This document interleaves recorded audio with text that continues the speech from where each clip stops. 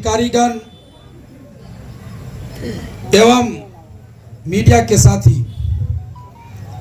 सबसे पहले तो हम अपने शीर्ष नेतृत्व का, महागठबंधन के तमाम नेतागण, आदरणीय राहुल गांधी जी, आदरणीय तेजस्वी प्रसाद यादव जी, आदरणीय मुकेश सहनी जी, आदरणीय दीपांकर भट्टाचार्य जी का हम आभार प्रकट करते हैं कि जिन्होंने मुझे दोबारा इस रण क्षेत्र में आने का मौका दिया और मुझे सुपौल विधानसभा की सेवा करने के लिए आगे बढ़ाया है। सबसे पहले हम शुरुआत करना चाहेंगे कि पिछले बार जब आपके बीच में आया था तो हमारे साथ कहीं न कहीं वो एक कमी थी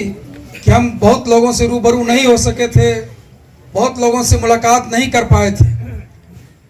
महज 15 दिन 16 दिन का समय मिला था। मैं मरौना प्रखंड के तमाम पार्टी के पदाधिकारीगण का, कार्यकर्तागण का आभार प्रकट करना चाहता हूं कि आपकी ताकत और शक्ति ये थी कि आपने महज 15 दिन में इतना वोट देने का काम किया कि माननीय विजेंद्र यादव जी के सामने में कभी भी उतना वोट किसी भी प्रत्याशी को नहीं मिले था। यह आपकी शक्ति और यह ताकत थी। और आज पिछले 5 वर्षों में माननीय विधायक जी ने कहा, हमारे सम्मानित नेता ने, कि हमसे जितना हो पाया हमारी कोशिश रही कि हम आपके बीच में आए। बहुत सारी कमी भी रही होगी, लेकिन इतना जरूर है कि विगत 5 वर्षों में पूरे महागठबंधन परिवार ने जब जब जरूरत पड़ी इस सत्ता के खिलाफ लड़ाई लड़ने की, जहां एक तरफ सदन में हमारे नेता लड़े, वहीं सड़क पर यह तमाम लीडरशिप ने लड़ने का काम किया और उसमें हम तमाम लोगों ने मजबूती से हिस्सा लेने का काम किया। इसलिए अब चूंकि चुनाव की प्रक्रिया शुरू हो गई है, माननीय मंत्री जी जो है उनकी पहली कोशिश होती है कि हमारे सामने में कोई भी प्रत्याशी दोबारा चुनाव नहीं लड़े। विगत 15 से 20 वर्षों का अगर आप इतिहास पलट करके देखेंगे तो किसी भी प्रत्याशी को दोबारा मौका नहीं मिला। वो या तो चुनाव लड़ करके मैदान से बाहर, जिले से बाहर चले गए, या तो उनकी हत्या कर दी गई। लेकिन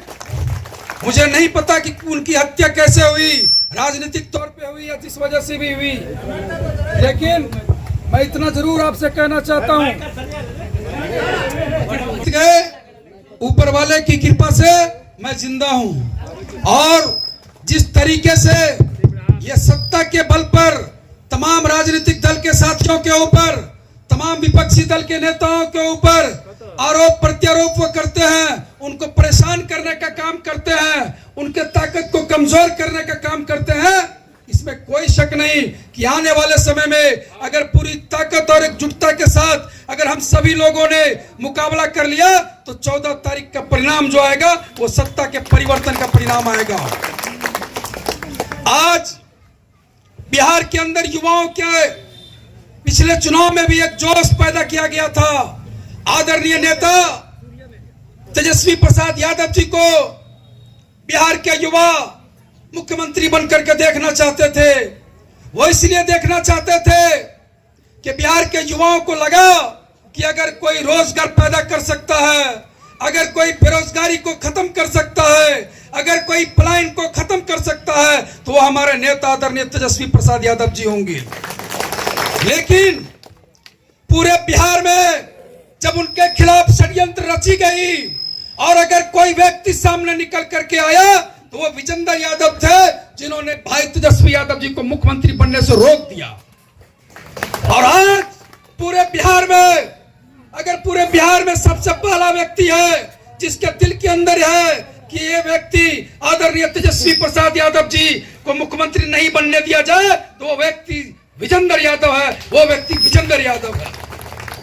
लेकिन हम आपसे कहना चाहते हैं कि यह चुनाव, इस बार का चुनाव जिस तरीके से पूरा महागठबंधन परिवार एकजुटता के साथ लड़ रहा है, पूरी ताकत और शिद्दत के साथ हम इस चुनाव को लड़ रहे हैं, मैं आपसे वादा करता हूं कि आप सुपौल के सत्ता का परिवर्तन करिए। निश्चित तौर पर हमारे आदरणीय तेजस्वी यादव जी आगे मुख्यमंत्री बनने के लिए जा रहे हैं। इससे बड़ी खुशी की बात क्या हो सकती है कि आज जब महागठबंधन परिवार की तरफ से घोषणा की गई, जब हमारे नेता आदरणीय अशोक गहलोत साहब जो छत्तीसगढ़ के लंबे समय तक मुख्यमंत्री रहे, जब उन्होंने घोषणा किया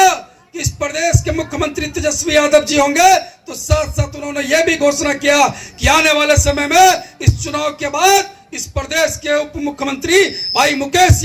सहनी जी होंगे। यही हमारी ताकत और यही हमारी शक्ति है। इसलिए हम आप तमाम लोगों से कहना चाहेंगे कि इस बार के चुनाव में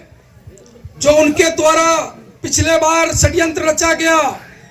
हमारे अंदर भी कुछ कमी रही होगी, लेकिन इस बार पिछले 5 वर्षों में हमने भी ये पाया है, हमारी भी कोशिश रही है कि किस तरीके से हम इस चुनाव को जीतें। और यही वजह है कि पार्टी ने, महागठबंधन ने यह फैसला लिया कि नहीं, एक उम्मीदवार को दोबारा मौका देना चाहिए। और आज मैं आपके बीच में यह कहने के लिए आया हूं कि आप लोग पूरी ताकत के साथ चुनाव लड़िए। आपका जो भी आदेश होगा, आपका जो भी हुक्म होगा, आपका भाई और आपका बेटा इसको मानने के लिए तैयार है, लेकिन उस व्यक्ति को हराने की जिम्मेवारी आप लोगों की जिम्मेवारी है। हमारे बहुत सारे साथी कई तरह के सुझाव दिए, अभी हमारे गार्जियन, तमाम जो अभिभावकगण जितने भी सुझाव दिए हैं, मैंने कोशिश किया उन तमाम चीजों को नोट करने के लिए। हमने उन सबको नोट किया है। हमारे पास चूंकि समय की कमी रहेगी, आप तमाम लोग जो हमारे प्रखंड के महागठबंधन दल के तमाम हमारे नेतागण हैं, आप लोग जो फैसला करेंगे उस फैसले के साथ मैं आपको खरा मिलूंगा हमेशा। हम आदरणीय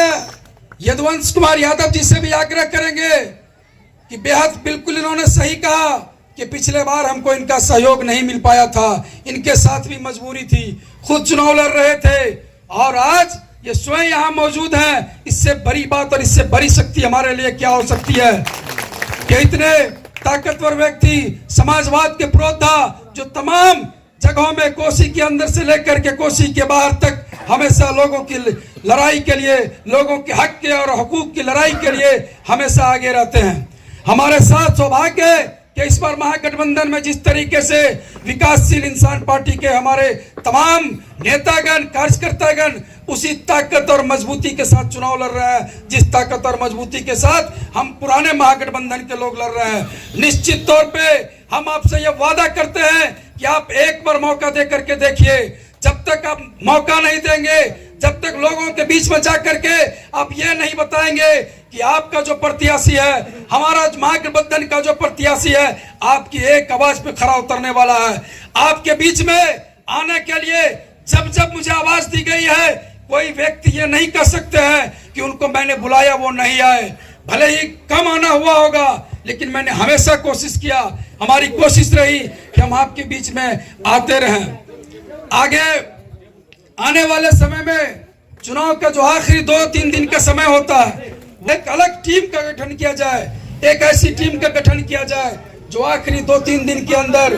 जो चुनाव मैनेजमेंट को लेकर के तमाम लोग अलग अलग तरह की अफवाहें उड़ाते हैं, उस अफवाह को कैसे रोका जाए, इस पे ऊपर भी ध्यान देने की जरूरत है।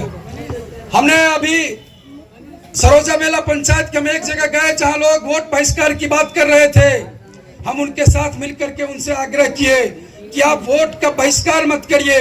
अगर आपको लगता है कि आपका प्रतिनिधि, आपका विधायक 35 वर्ष में आपके लिए कुछ नहीं किया, तो आपको वोट बहिष्कार करने की जरूरत नहीं है, बल्कि आपको उनको वोट उनके सामने वाले प्रत्याशी को देने की जरूरत है और महागठबंधन को मजबूत करने की जरूरत है, तभी आप उस व्यक्ति को गद्दी से हटा पाएंगे। हमने बार बार कहा, बिल्कुल हमारे आदरणीय नेता ने कहा, ये विश्वकर्मा की बात करते हैं। अब आप सोचिए, मुझे तो लगता है कि पूरे हिंदुस्तान में सिर्फ सुपौल एक ऐसा विधानसभा होगा जिस विधानसभा में अपने एक प्रखंड से दूसरे प्रखंड में जाने के लिए टोल टैक्स भी देना पड़ता है। इससे ज्यादा शर्म की बात क्या हो सकती है। इसलिए आप तमाम भाइयों से,